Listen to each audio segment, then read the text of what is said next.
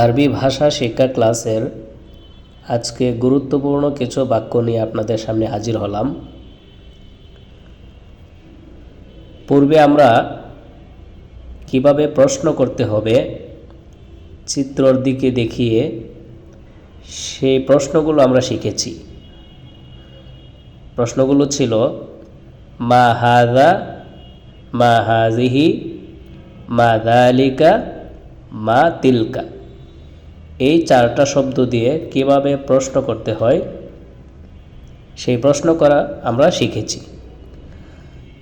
আজকে সেই প্রশ্নগুলোই আমরা প্র্যাকটিস করব ইনশাআল্লাহ। আমাদের চোখের সামনে কিছু পিকচার দেখা যাচ্ছে,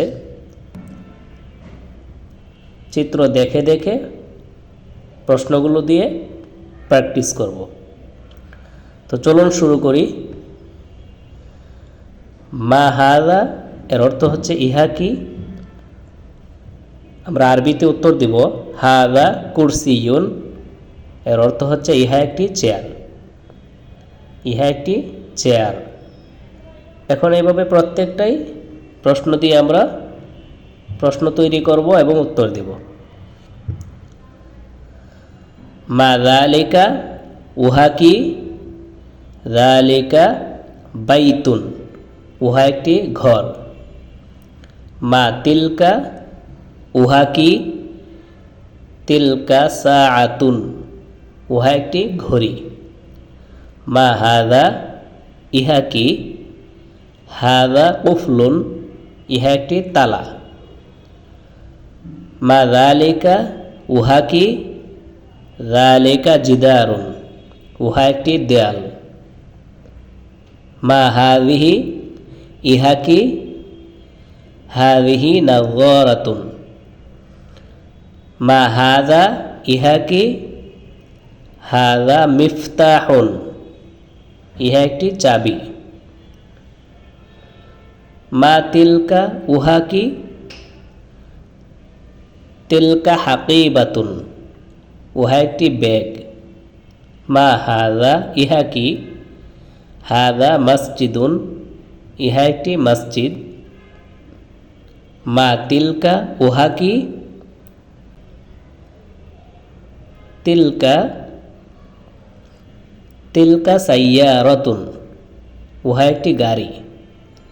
মা হাযিহি ইহা কি, হাযিহি মিযাল্লাতুন ইহা একটি ছাতা।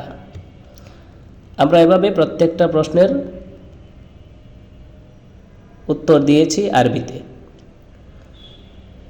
এখানে একটা বাক্য আমি এটার অর্থ বলিনি, তো এটাকে আপনারা এটার কি অর্থ হবে মা হাযিহি হাযিহি নাযারাতুন, এটার অর্থটা আপনারা কমেন্ট বক্সে জানিয়ে দেবেন, এটা বোঝার জন্য যে আসলে আপনারা বুঝতে পারতেছেন কিনা।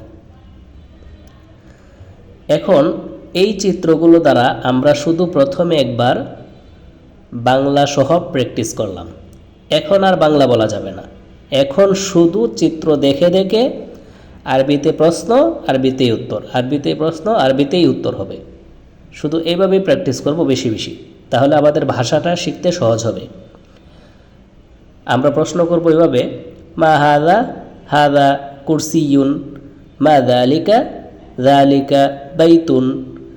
মা তিলকা, তিলকা সাআতুন।